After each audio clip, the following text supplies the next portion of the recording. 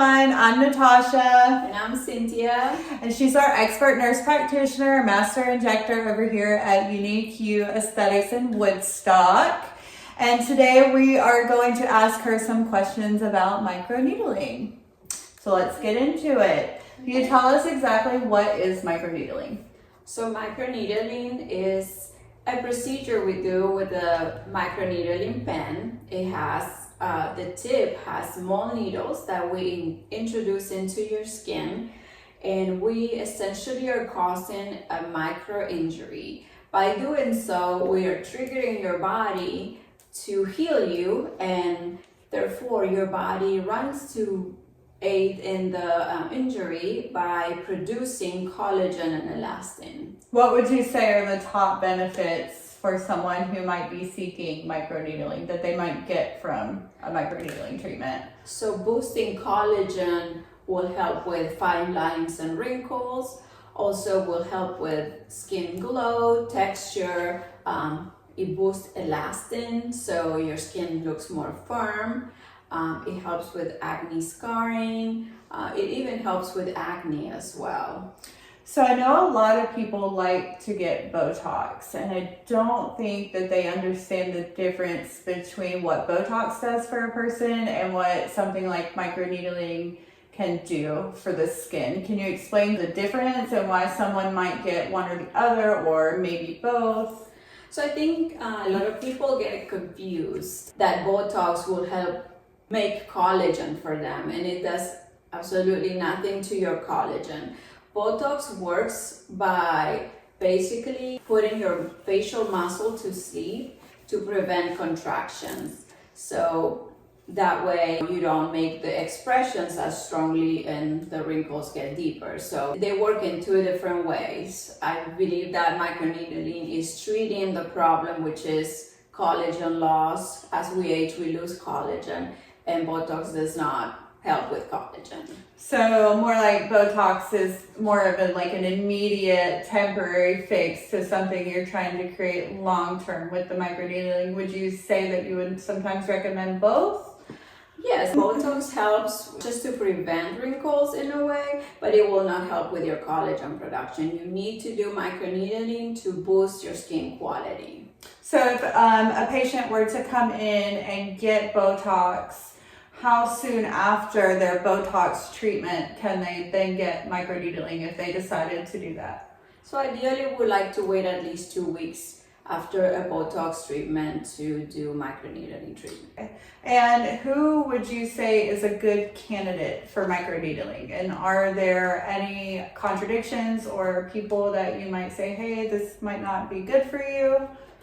So it's contradicting on anyone that has had Accutane in the last 6 months. Any patients that have been through Accutane treatment need to wait 6 months before they can start on microneedling. Also, anyone that has an active cystic acne would not be a candidate, or herpes, things like that. Active herpes would have to wait until that's under control before they could get their microneedling. It's not recommended for pregnant women or women that are lactating because they haven't done much studies on that patient population, so we just avoid it for safety reasons. People with keloid disorders are not good candidates either for microneedling.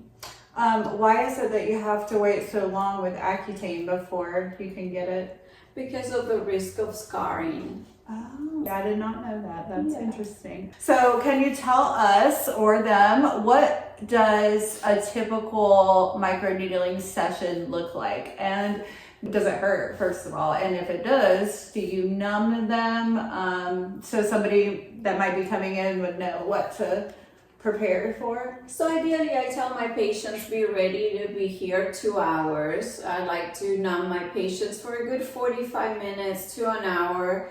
That way they're comfortable throughout the procedure, because it is several needles going in deep into your skin. We go as deep as the dermis sometimes, and so it can be uncomfortable. So we want to not rush through it. We want to be numb so we can be nice and comfortable. Then we do the procedure and we finish with a healing mask to cool everything down, because you will be red and your skin feels like a sunburn after the procedure. So this nice cooling CO2 mask that we use at UniqueU will leave your skin hydrated, and it will help with the healing process. And speaking of the healing process, what does post-care look like for a patient that is coming in looking to have microneedling done? So ideally, you don't want to leave your microneedling session and go to the pool or lay in the sun. We want to avoid the sun right after for the first 24 hours. And if you need to go outside, we recommend you wear a hat, like a beach hat, to cover your whole face to keep it from the sun. And then for the next 7 days, you must wear sunscreen at all times if you plan on being outside, or we will ruin all the progress that we made. The sun basically will break the collagen we're trying to create.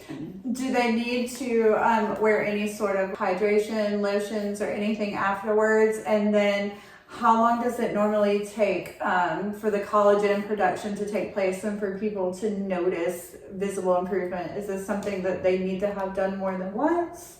Yes, so ideally you want to get at least 4 microneedling treatments, 4 to 6, just to boost the collagen. And then you want to maintain your results by getting microneedling done every 3 to 4 months. And we will send you home with a post-care products to hydrate your skin while you're healing for a week or so. When you're doing those microneedling sessions, are there any specific serums that you like to use? Are there add-on extra serums that someone can use that might boost the efficiency of the microneedling session? So ideally we would want to do the exosomes, microneedling with exosomes, provide peptides, vitamins, all the nutrients that you need to boost that collagen even more. We also would recommend some hyaluronic acid just to help keep your skin hydrated, and drink a lot of water the first few days after your treatment, because we are breaking the skin barrier and we can lose moisture that way. So hydrating both with hyaluronic acid that we will provide for you after your treatment, and then drinking lots of water. Making sure also think of it as we're creating a micro injury, so we want to keep our skin as clean as possible, especially the first 24 hours. I recommend that you wash your hair before you come to your appointment so your hair doesn't get on your skin. Clean pillowcase, clean bedding, everything, so that we reduce the risk of infection after the procedure. I love that. So if someone wanted to get Botox or filler after microneedling, do they need to wait a specific time, or? Yeah, so for Botox and fillers, I recommend waiting 2 weeks.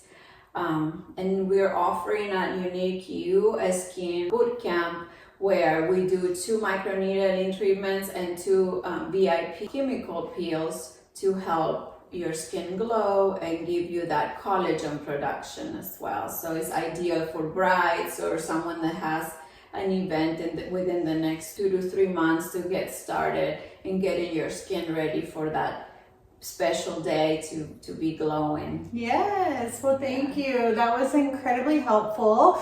And if you're watching this and you think that you might be a good candidate for microneedling, we would love to schedule for you to come in and have a consult and see what we can do to help you get your skin in tip-top shape.